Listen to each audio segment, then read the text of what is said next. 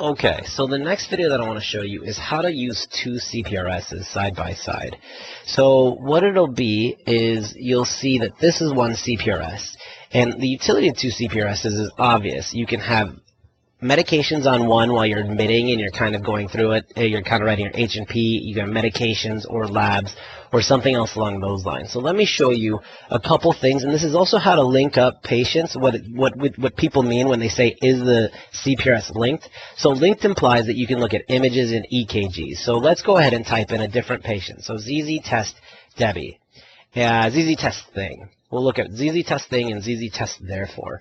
And so what I've got is I've got two separate patients that I'm looking at the same time. So if I've got multiple patients and I can keep my mind straight, not to get them confused, it looks like ZZ test therefore has an opiate problem. He is positive for both buprenorphine and norbuprenorphine. Good for him. He's on maintenance therapy, it looks like. And then you can go to labs here, and you can kind of sort through this one. She doesn't have, or this person doesn't have pancreatitis, so good for them as well.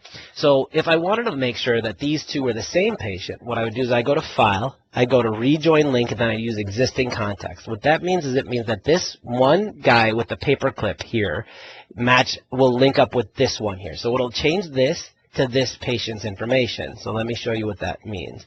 So I'll use Existing Context, and now these two are linked. So whenever I change either one of these, they both will change in synchronicity. So let me show you what I mean by that. So now let's go to ZZ test Debbie here.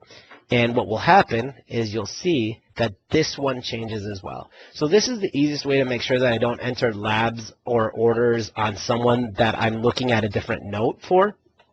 But you can open up as many CPRSs as you want, and you can have them linked up like this, or you can have them unlinked. And when I say unlinked, I mean this icon here with the three people and the broken paperclip.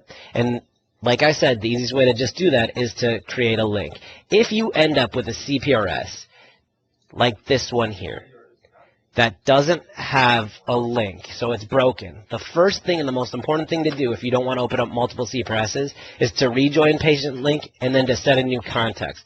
Without this, you'll end up getting errors whenever you try to look at EKGs or images. Let me show you what I mean, and what I'll do is I'll break the patient link, and I'll go to Tools, and I'll go to Imaging, and I'll try to have it access the EKGs and the imaging, but it simply won't be able to. And what you'll end up getting is you'll end up getting an error, in theory, that should pop up as it's trying to link. And it did not do that for some reason. But if this was a real patient, it wouldn't have been able to load all this stuff up. But it did load this stuff up, so trust me, just make sure they're linked. Okay, very good. That's how to use two CPRSs side by side, how to use link and what link means.